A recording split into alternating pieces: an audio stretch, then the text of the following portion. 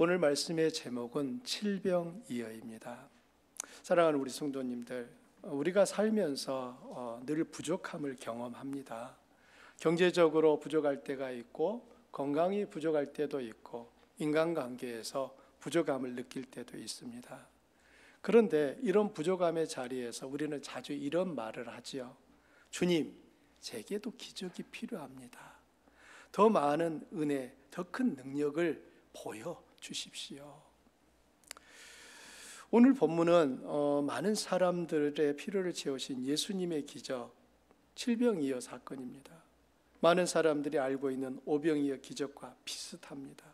모두 강을 건넜고 예수님이 우리를 불쌍히 보신 데서 기적이 시작이 되고, 두 경우 모두 제자들은 자신들에게 무리를 먹이라는 예수님의 말에 놀라고, 또 기적을 이루었던 그 소스가 빵과 물고기라고 하는 점이나 또 음식이 많이 남았다는 점에서 비슷합니다.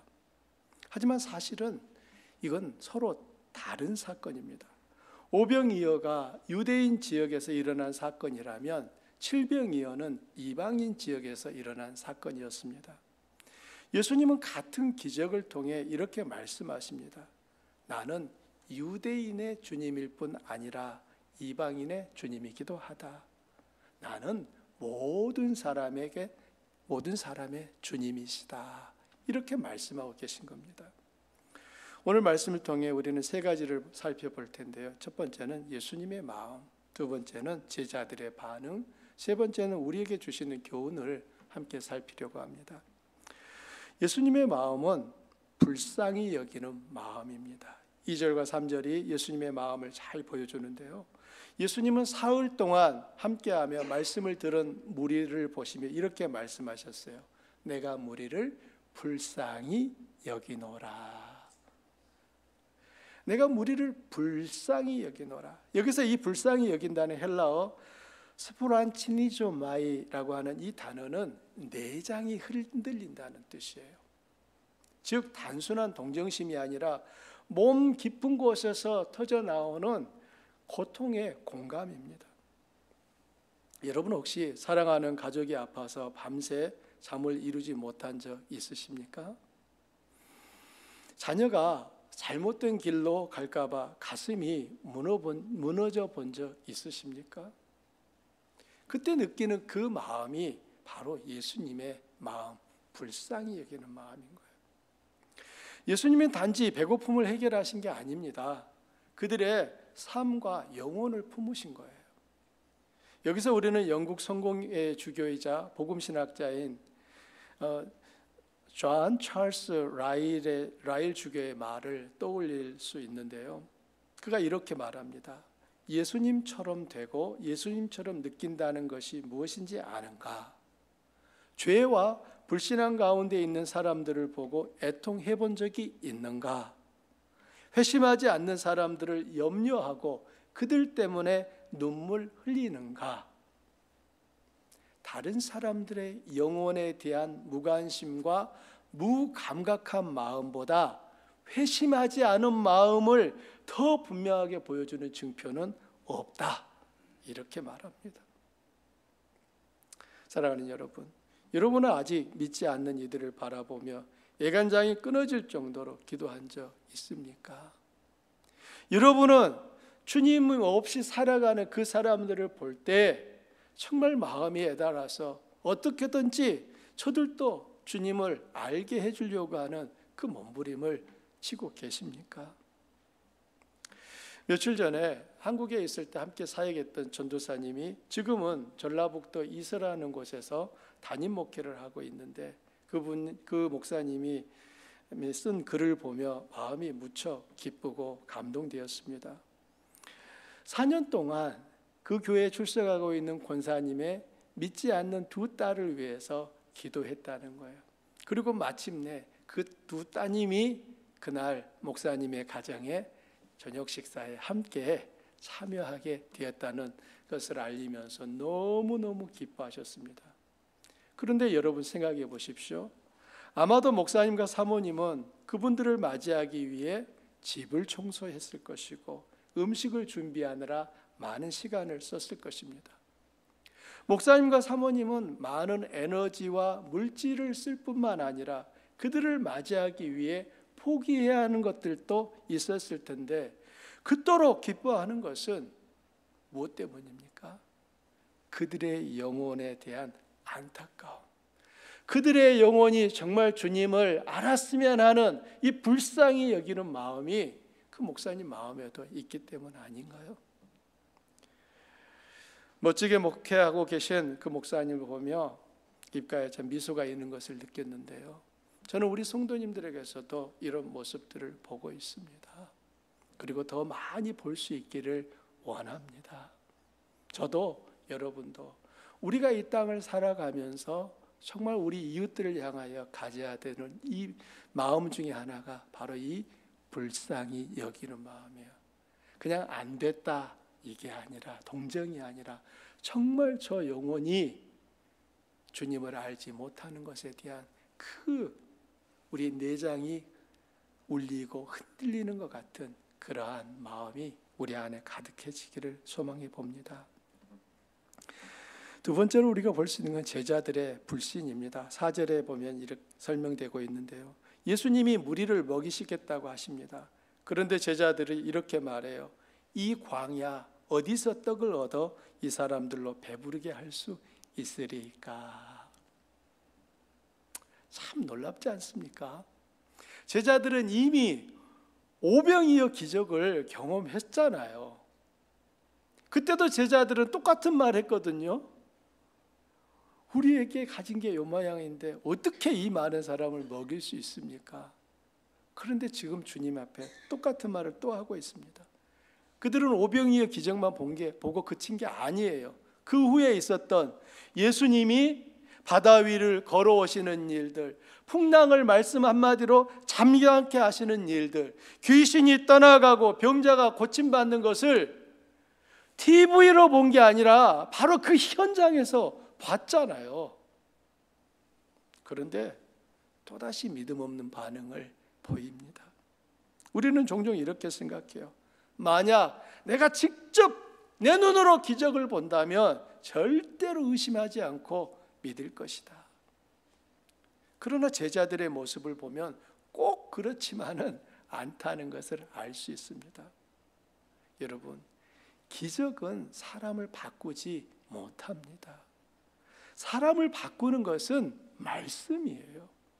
여러분이 말씀을 인격적으로 만나고 여러분 마음에 그 말씀이 심겨질 때 여러분은 바뀌게 되어 있습니다. 기적을 보면 놀라죠. 와! 그런데 그 놀람이 변화까지 이어지는 예는 많지 않습니다. 믿음은 기적 위에 세워지는 것이 아니라 말씀 위에 세워져야 합니다. 우리는 내일부터 하반기 성경 통독 대회를 시작합니다. 말씀 읽는 것을 귀찮은 숙제로 생각하거나 또는 원하지 않는 의무를 행해야 하는 것처럼 여기지 마십시오. 이게 대한민국 군인 남자들의 병역 의무 사항도 아니지 않습니까? 어쩌면 처음에는 힘들고 귀찮을 수 있어요. 목사님은 해야 할 일이 정말 많은데 이것까지 하라고 한다고 이런 볼멘 소리를 하실 수도 있습니다. 하지만 여러분, 성경은 단순한 책이 아니라 하나님의 말씀임을 기억해 주십시오. 성경은 단순히 책이 아니라 하나님의 말씀이라고요. 우리는 성경을 통해서 하나님을 알게 되고 그 말씀의 순종함을 통해 하나님께 순종하는 것을 나타내는 것입니다. 또한 말씀을 묵상할 때 우리는 우리를 유혹하는 이단과 사이비로부터 우리 자신을 보호할 수 있어요.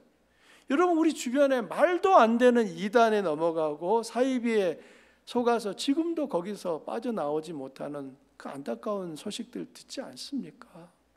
왜 그런 일이 일어납니까?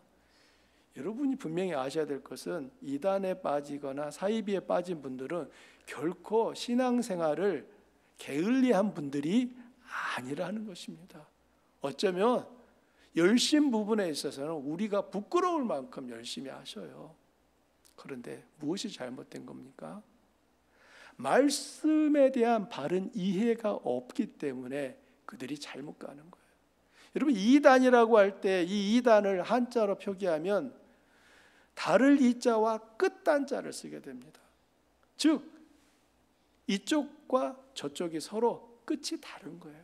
만일 이단에서 주장하는 것이 다 우리와 다른 거라고 하면은 누가 유혹을 받고 속아 넘어가겠습니까? 우리가 말하는 걸 똑같이 얘기하는데 끝이 다른 거예요. 그래서 결과적으로 잘못된 길로 인도하게 되는 것입니다. 우리가 하나님의 말씀을 읽어가면 우리는 그들에 대하여서 그것이 그들의 말이 맞는지 틀린지 분별력이 생긴다고요. 전에도 말씀드린 것 같습니다. 한국은행에서 이 돈이 진짜인지 가짜인지 이 감별사들을 훈련시킬 때 맨 처음에 주는 것은 위조 지폐겠습니까? 진짜 지폐겠습니까? 위조 지폐 한 장도 안 준대요. 다음 날도 안 주고 일주일이 지나도 안 준대요. 계속 진짜 돈만 준다는 거예요. 그리고 그것을 계속 만져보게 한다는 거예요. 진짜를 계속 만지다가 어느 날 위조 지폐를 섞어서 주면은 이게 뭔지는 모르겠는데 이게 아닌 것 같아, 이렇게 찾아낸다는 거예요. 그래서 우리는 생각할 때 이것은 위조고 이것은 이래서 위조입니다 막 가르칠 것 같은데 아닙니다. 진짜를 준다니까요. 그 진짜에 익숙해지게 만들고 진짜에 푹 젖어들게 만들어요. 그래야만 우리는 가짜를 만났을 때 단번에 이거 가짜구나 알 수가 있는 거예요. 우리가 하나님 말씀에 대하여서 가까이 하지 않는 삶을 살면 하나님 말씀을 거짓으로 우리에게 들고 오는 사람들에게 금방 넘어갑니다. 그러면 우리는 우리 자신뿐만 아니라 이 땅에서의 삶뿐만 아니라 영원한 삶, 영원한 생명조차도 잃어버리는 그 안타까움에 이르게 된다는 일인 것입니다. 오랜 시간 교회 다닌 것으로 좋은 믿음, 좋은 신앙인이 되지 않아요. 비록 짧은 시간 교회에 다녔을지라도 그의 삶이 늘 말씀을 따라 움직여야 좋은 신앙, 좋은 믿음이 되는 것입니다. 우리가 함께 목장에서 말씀을 읽고 깨달은 점을 나눔으로 말씀을 통해 하나님의 사랑과 은혜를 알고 믿음이 자라가는 복을 누리시기를 바랍니다. 세 번째는 우리가 예수님의 감사와 제자들의 동역을 볼 수 있습니다. 예수님은 빵 7개와 작은 생선 2마리를 손에 드시고 하나님께 감사를 드리셨습니다.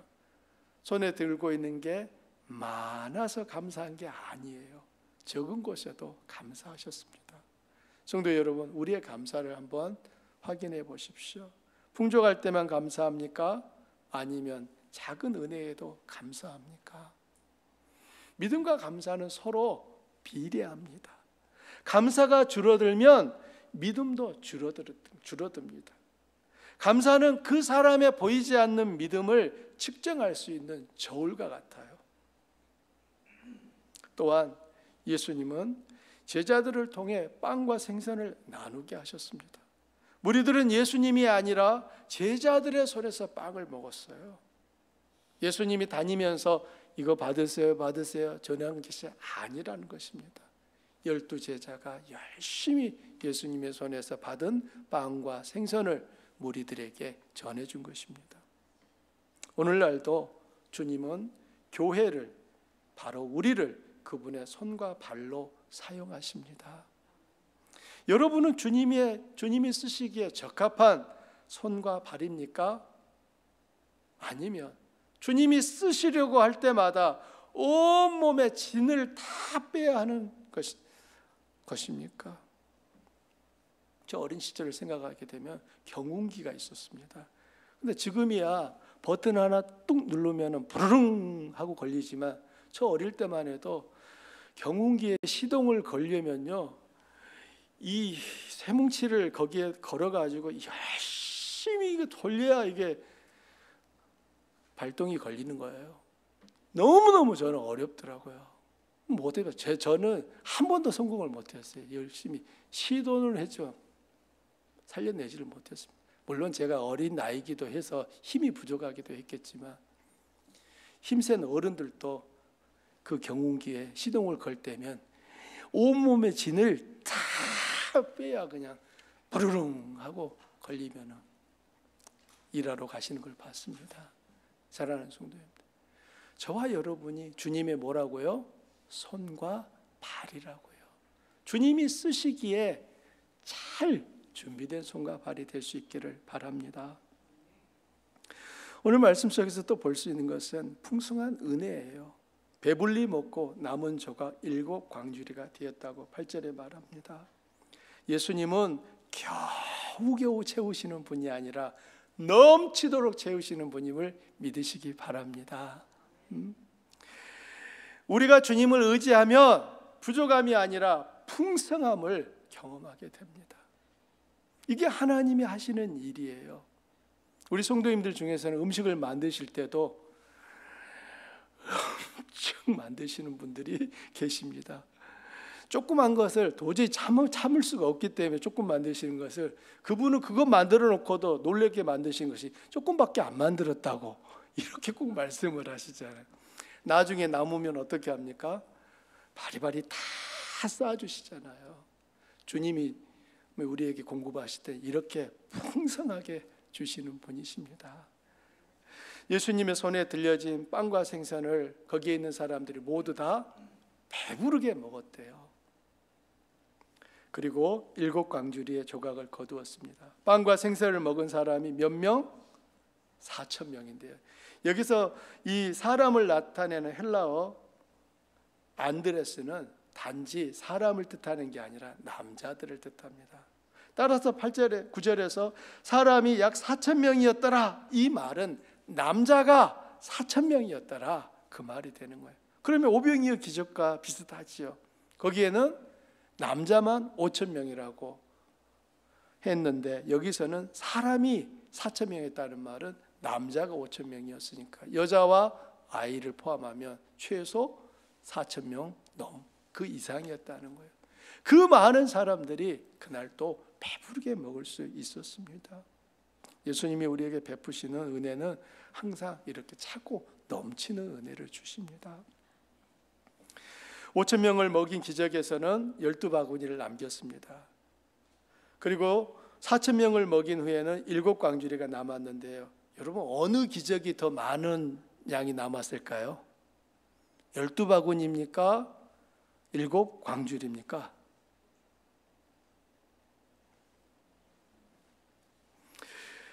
여기서 사용된 바구니라고 하는 이 헬라어는 코피노스라는 단어를 씁니다. 아주 큰 바구니라고 하는 의미예요. 반면에 4,000명을 먹이고 남은 7 광주리는 스프리스라고 하는 이 헬라어를 쓰는데요. 이것은 사람이 한 명 들어갈 정도로 크다라고 하는 의미예요. 여러분, 사도행전을 읽다 보면 사도 바울이 성벽에서 광주리를 타고 도망가는 부분이 나옵니다. 그 사람이 한 명 들어갈 수 있는 크기가 광주리인 거예요. 그러면 12바구니가 크겠습니까? 7 광주리가 크겠습니까? 7 광주리가 더 사실 크죠. 그러니까 먹은 사람에 비해서 남은 것은 훨씬 더 풍족하게 남았던 거예요. 제자들은 그 7 광주리에 가득 차 있는 남은 조각을 보면서 무슨 생각을 했을까요? 또한 그 빵과 생선을 먹은 그 이방인들, 그곳에 모였던 무리들은 무슨 생각을 했을까요? 여러분이라면 무슨 생각을 했을까요? 여러분, 지금처럼 먹을 것이 여기저기 지천에 널려 있는 시대가 아닙니다. 그때에는 여러분 하루에 많이 먹으면 2끼, 그렇지 않으면 1끼를 먹었어요. 3끼를 먹는 시대를 사는 것은 여러분이 얼마나 하나님 앞에 큰 복을 받고 계신지 모른다니까요. 진짜 큰 복이에요. 3끼 먹는 세상이 시작된 게 그렇게 오래되지 않았습니다. 산더미처럼 쌓여있는 그 남은 조각을 보시며 여러분 어떤 마음이 드셨을까요? 야, 저거 가지고 가야 되는데 아마 이런 생각 들었을 것 같아요. 그러나 예수님은 그 12바구니를 남기시고 7광주를 남기시는 이 기적을 통해 사람들에게 무엇을 알려주고 싶으셨을까요? 바꿔 얘기하면 사람들이 이걸 보면서 무슨 생각을 하기를 원하셨을까요?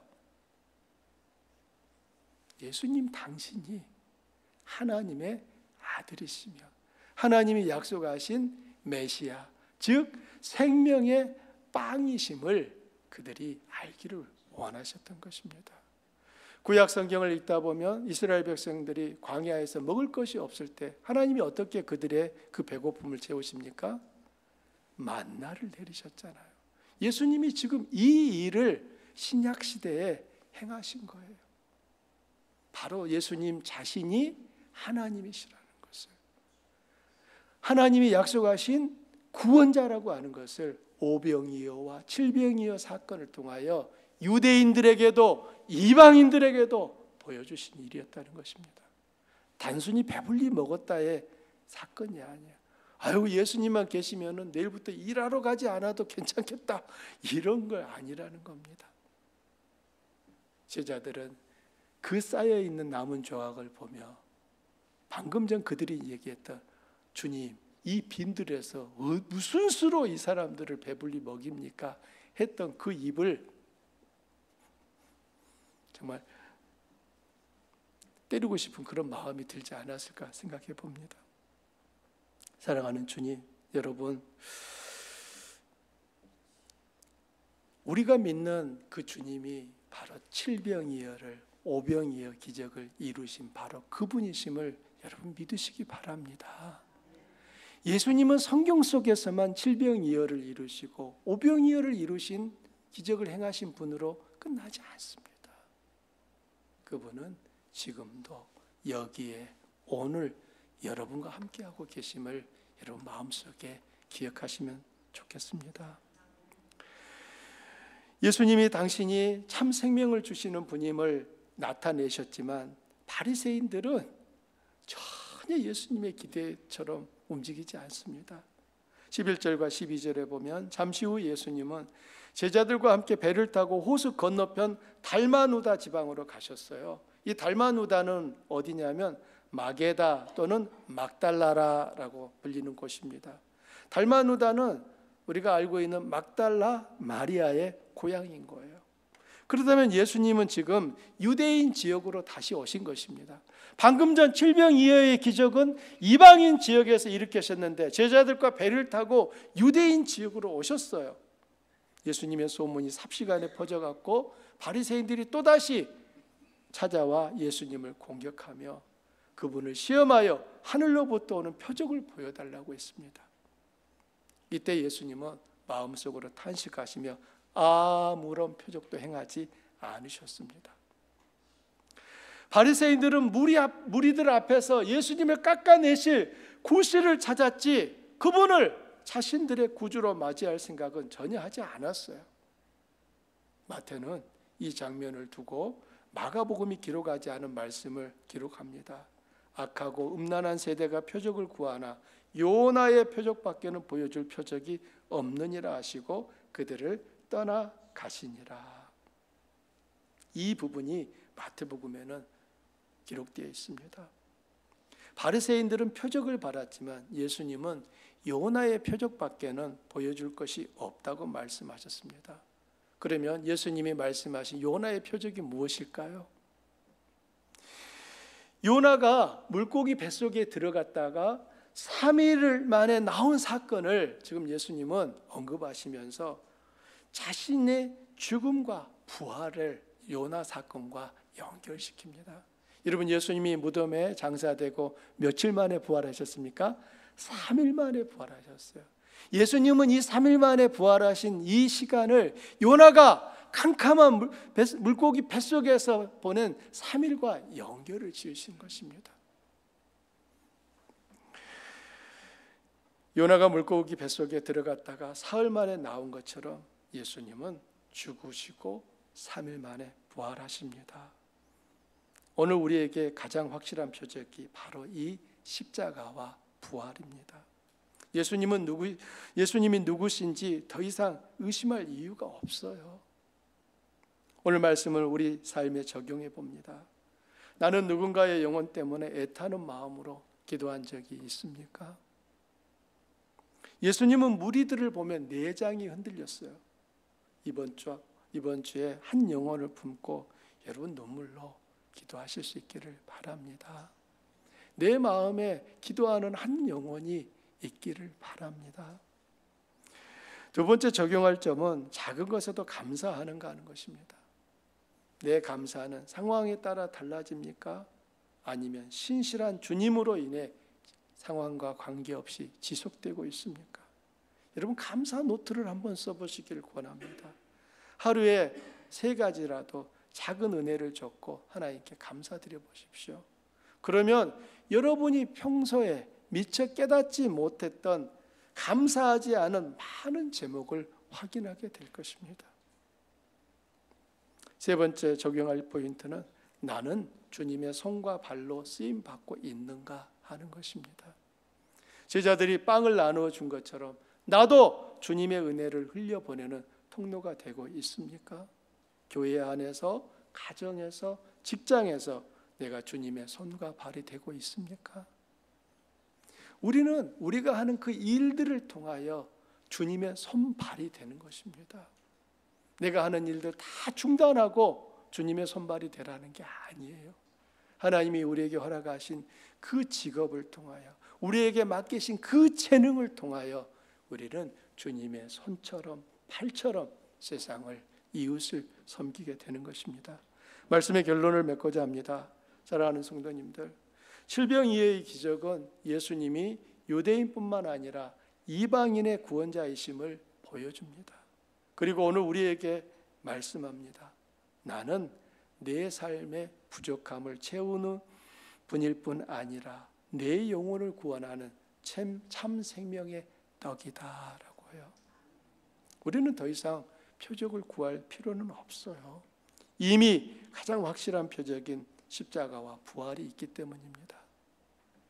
그러므로 이번 한 주간 한 영혼을 위해 애통하며 기도합시다. 작은 은혜에도 감사합시다. 주님의 손과 발로 쓰임받는 성도가 되도록 힘쓰십시다. 그리하여 우리의 시선이 오직 주님께만 고정되기를, 그리고 그분의 뜻이 우리의 삶 속에 이루어지기를 간절히 소망합니다. 말씀 생각하면서 함께 기도하겠습니다.